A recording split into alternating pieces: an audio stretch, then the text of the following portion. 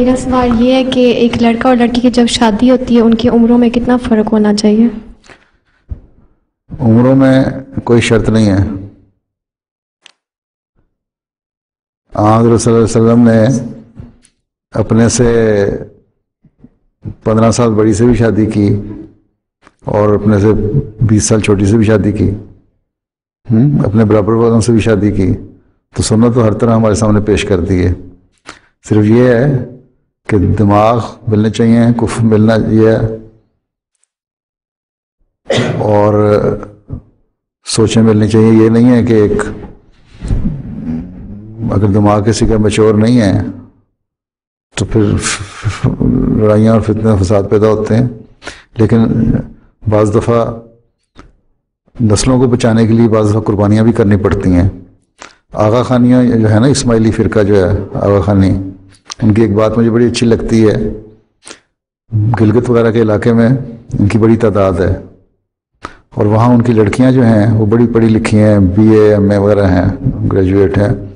اور آغا خانیوں نے اپنی نئی نسل کے لیے وہاں اسکول کھولے ہیں بہت سارے. لیکن لڑکے جو ہیں وہ تعلیم یافتہ نہیں تھے پہلے، یا مرد ان کے، اور پڑھائی کی طرف ویسے بھی توجہ کم رہتی ہے لڑکوں کو، اور وہاں کا ماحول بھی ایسا تھا. تو 9ویں 10ویں پاس بھی لڑکے تھے.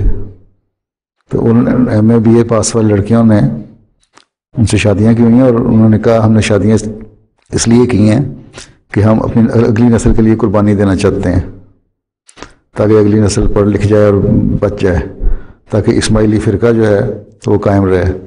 اگر اسماعیلی فرقہ جس میں سچائی بالکل نہیں ہے اور اسلام کو بگاڑ دیا بالکل ہی، انہوں نے کہا 5 نمازیں فرض نہیں رہیں، وہ اتنی قربانیاں کر سکتے ہیں، تو احمدی لڑکی کو بھی اپنی نسلوں کو بچانے کے لیے قربانی کرنی چاہیے.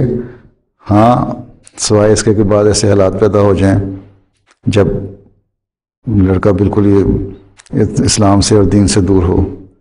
تو جہاں مزاج ملتے ہوں، دماغ ملتے ہوں، اور کفر اور طرح کے بھی ہوں سارے ملتے، وہاں عمر کا پھر فرق چھوٹا موٹا ہو تو کوئی بات نہیں ہے.